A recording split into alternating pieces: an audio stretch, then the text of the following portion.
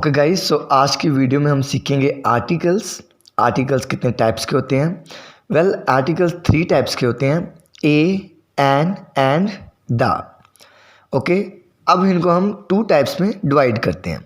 First, A and जो होता है इनको हम कहते हैं इनडेफिनेट आर्टिकल्स, और जो द होता है इसको हम कहते हैं डेफिनेट आर्टिकल। अब डेफिनेट और इनडेफिनेट क्या है मैं आपको बताता हूँ।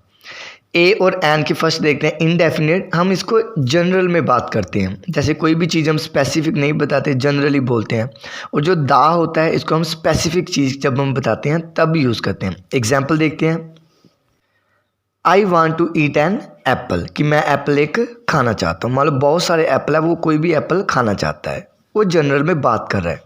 अगर इसी को हम स्पेसिफिक में लें, I want to eat the apple which is in the ball, कि मैं वो एप्पल खाना चाहता हूँ जो बॉल में है। अब उसने स्पेसिफिक बोल दिया है कि कोई भी एप्पल नहीं, वो एप्पल जो बॉल में है।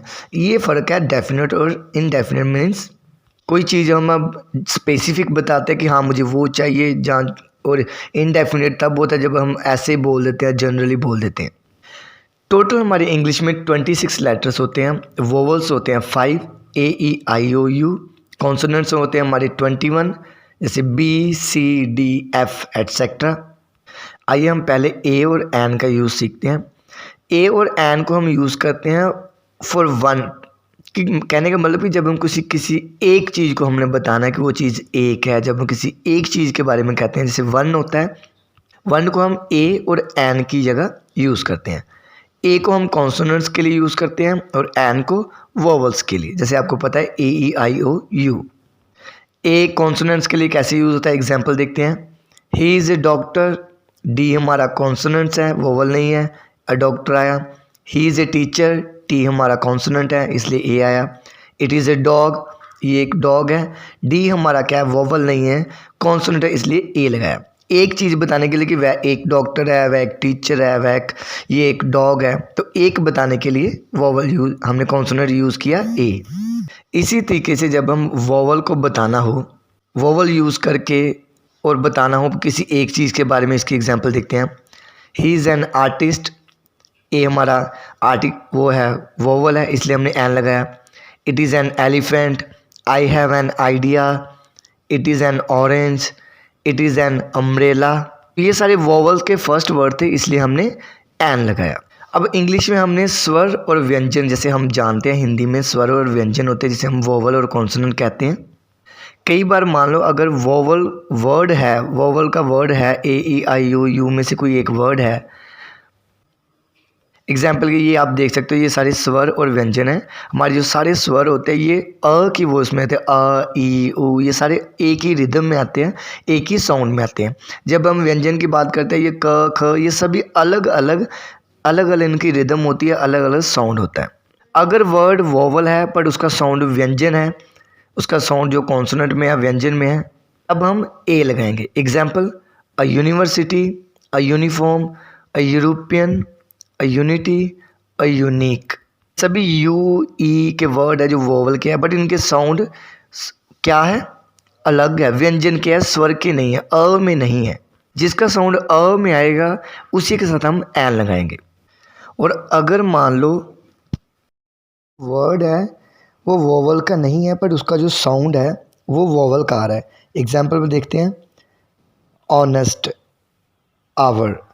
और देखो एन ऑनेस्ट, एन आवर। तो देखो एन लगाया क्यों, क्योंकि जो स्टार्ट एच से हो रहा है बट इसका जो साउंड है वो अ से आ रहा है, इसलिए हमने एन लगाया। आवर, इसके आगे भी एच लगाया और साउंड जो वोवल का है इसलिए हमने एन लगाया। अब हम देखते हैं दा के यूज़। दा को हम कई बार दी कहते हैं, कई बार दा कहते हैं, और इसका एक जो डिफरेंस है कहाँ कहाँ है वो देखते हैं। जब भी दा कहना है तो कॉन्सोनेंट्स के साथ हम दा कहते हैं, वोवल के साथ दी कहते हैं। एग्जाम्पल देख लो, द कार, द कैट। और वोवल्स में देखें, दी एप्पल, दी अम्ब्रेला। तो ये डिफरेंस है दा और दी का। और मैंने आपको बताया था कि जो दा है इसको हम जब स्पेसिफिक कोई चीज़ बताएं तो उसको बताने के लिए हम यूज़ करते हैं। एग्जाम्पल में देखते हैं, I want the white dog from them, कि कहने का मतलब कि उनमें से उनको वाइट वाला डॉग चाहिए। Second, I was happy to see the policeman who saved my cat. मैं उस पुलिस मैन को देखकर खुश हुआ था जिसने मेरी कैट को बचाया था। कहने का मतलब वो एक स्पेसिफिक बता रहा है दा यूज़ करके कि वही पुलिस वाला है।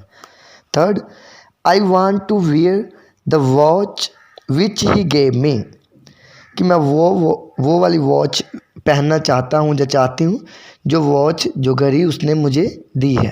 कहने का मतलब वो स्पेसिफिक उस घड़ी की बात कर रही है कि जो उसे मिली है वो वही पहनना चाहते हैं।